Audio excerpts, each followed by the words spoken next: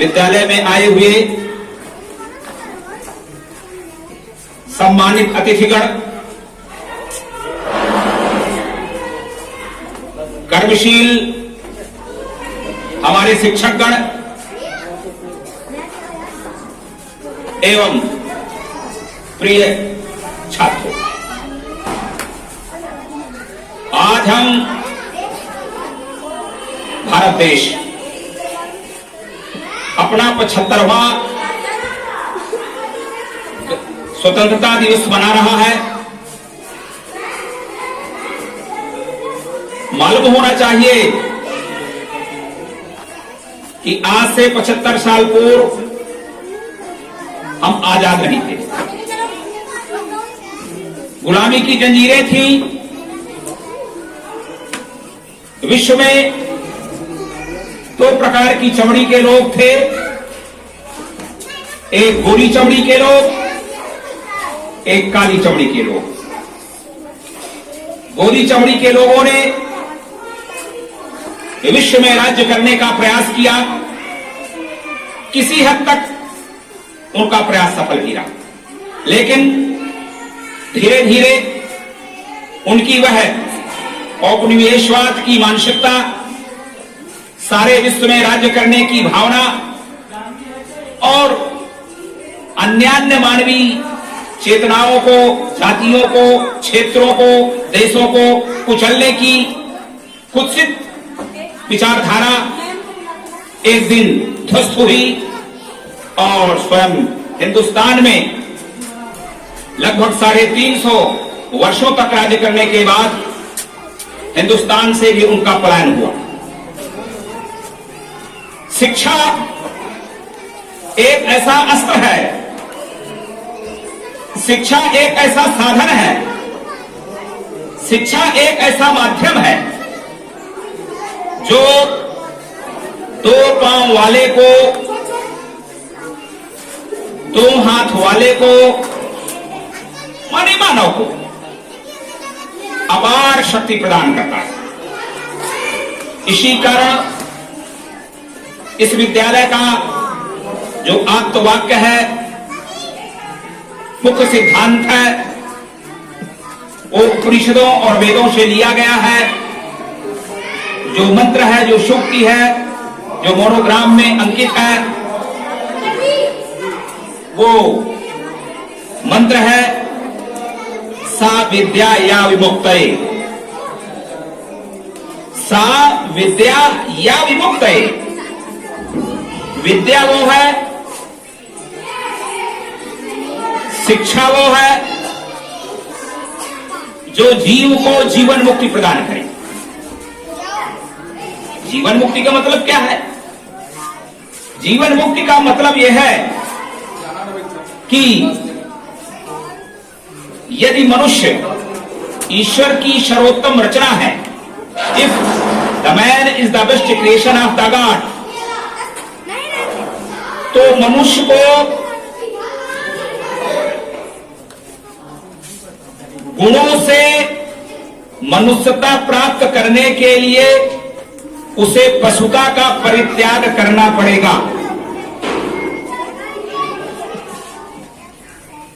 क्योंकि man is the best creation of the God.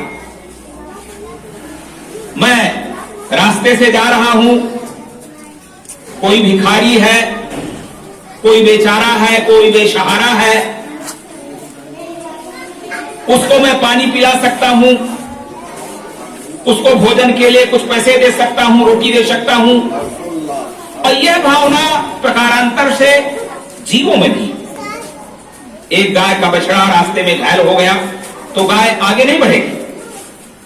एक अन्य किसी पशु का बच्चा रास्ते में गिर गया, बंदर का बच्चा पेड़ से गिर गया, तो बंदर कुछ विशेष प्रकार की आवाज करेगा, उसको उठाएगा, चूमेगा, चाटेगा और तब तक उसको लेकर के नहीं जाएगा जब तक वो सुस्त नहीं हो जाएगा, उसे सुस्त करके ही ले जाएगा। फिर हम मानव,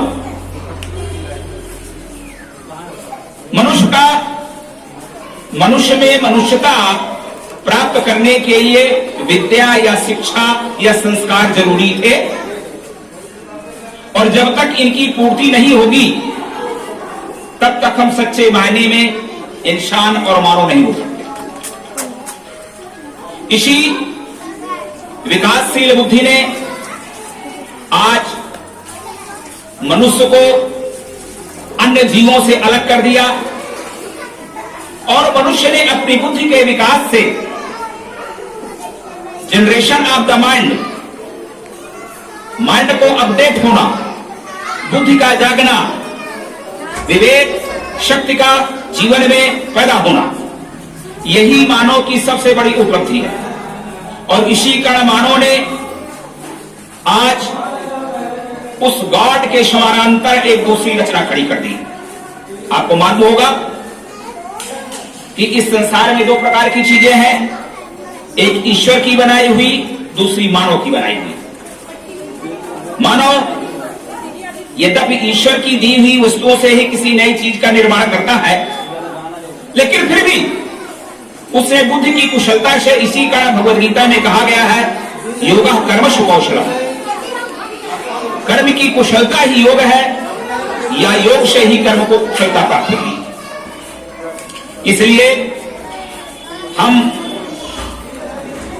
सा विद्या विमुक्त है, हम अपना कल्याण करें, आत्म कल्याण करें, इतने योग्य बने, इतने सक्षम बने, इतने कर्मयोगी बने कि अपने जीवन का निर्वाह करने वाली आवश्यक वस्तुएं, दाल, रोटी, कपड़ा, मकान की पूर्ति करके हम अन्य लोगों का भी सहयोग करें। यदि हम ज्यादा भोजन करते हैं तो हम मनुष्य नहीं हैं। यदि हम गलत भोजन कर गए जिसके द्वारा उल्टी होने लगी तो हम मनुष्य नहीं हैं। इसलिए मानव का जीवन एक युक्ति, एक योग पर आधारित है। स विद्या या विमुक्त है, विद्या वही है जो जीव को जीवन मुक्ति प्रदान करे। एक व्यक्ति अनावश्यक काम करता है जिससे स्वयं आहत होता है, दूसरों को भी आहत करता है। शिक्षा इतनी अच्छी होनी चाहिए, शिक्षा ऐसी होनी चाहिए कि एक बच्चे को पता चले कि मेरे अंदर भगवान बैठा है। मैं अपनी शक्ति से, विद्या से, त्याग से, तपस्या से, सेवा से, कर्म से मैं अकेले इस विश्व को बदल सकता हूं। शिक्षा यह है, शिक्षा यह है यदि कोई गलत काम कर रहा है, गलत शब्दावली बोल रहा है, गलत ढंग से समाज में अव्यवस्थाएं पैदा कर रहा है, तो मैं उसको रोकूं, मैं उसको टोकूं, मैं उसको समझाऊं। भगवान बुद्ध जैसा महापुरुष, जिसने तत्कालीन युग के सबसे बड़े गुंडा, बदमाश, नरपिशाच अंगुलीमाल के मस्तिष्क को डाइवर्ट कर दिया। उस जमाने की सबसे बड़ी वैश्या अम्बपाली भगवान बुद्ध की शरण में जाकर के उस समाज उद्धार करने के लिए, लोगों का सुधार करने के लिए, समाज में शुद्धता लाने के लिए स्वयं तैयार हो गए। उस समय का सबसे बड़ा अय्यास आनंद, जो महान अय्यासी था, उसने भगवान बुद्ध की शरण में जाकर के सारे धर्मों को छोड़ दिए और समस्त मानवता की सेवा के लिए समर्पित हो गए। कितने महापुरुषों के नाम बताए जाएं? एतद् देश पशुतस्य स्वकाशात् दग्र जन्मना।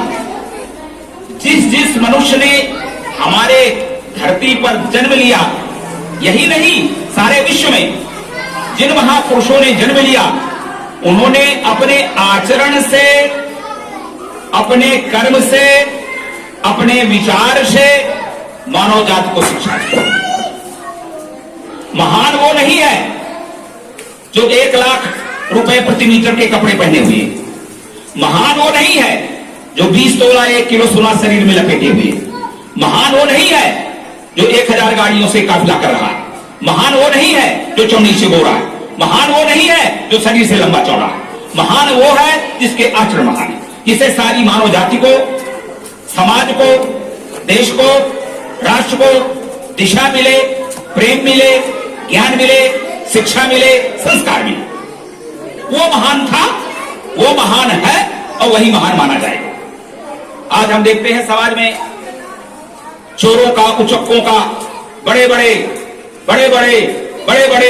जो अपने को बड़े बड़े कहते हैं, समय और काल ने उनकी सारी मान्यताएं ध्वस्त कर दी। हमारे देश के महान वैज्ञानिक, हमारे देश के महान सपूत, हमारे देश के महामहिम, पूर्व महामहिम एपीजे अब्दुल कलाम ने कहा, क्या कहा कि पहले शरीर की ताकत चलती रही होगी, पहले शस्त्रों की ताकत चलती रही होगी, जिसके द्वारा समाज और विश्व डाइवर्ट होता था या जिसका एडमिनिस्ट्रेशन होता था। आज विश्व में ज्ञान की प्रबलता है। इस समय ज्ञान और विज्ञान की अति महत्ता है और उन्होंने अपने आचरण से सिद्ध किया।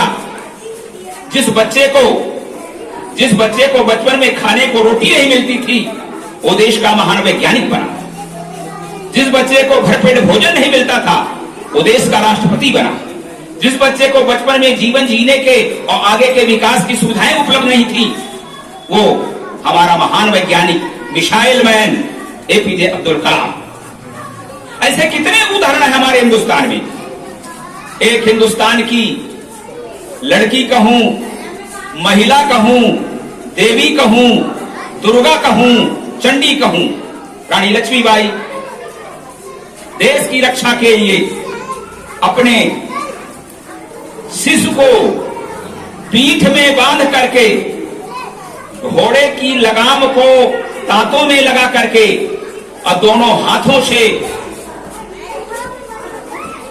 तलवार चलाते हुए फिरंगियों को मारते मारते शहीद हो गई, लेकिन उफ नहीं किया।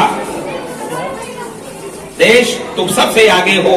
आज इसी प्रकार से हम अपने जीवन में सक्रिय रहें, आगे बढ़ें और प्रत्येक माता पिता जो के बच्चे पढ़ते हैं, अपने बच्चों को अच्छे संस्कार दें, अच्छे विचार दें, ताकि इस देश को अधिक से अधिक समुन्नत, महान और शक्तिशाली बनाया जा सके।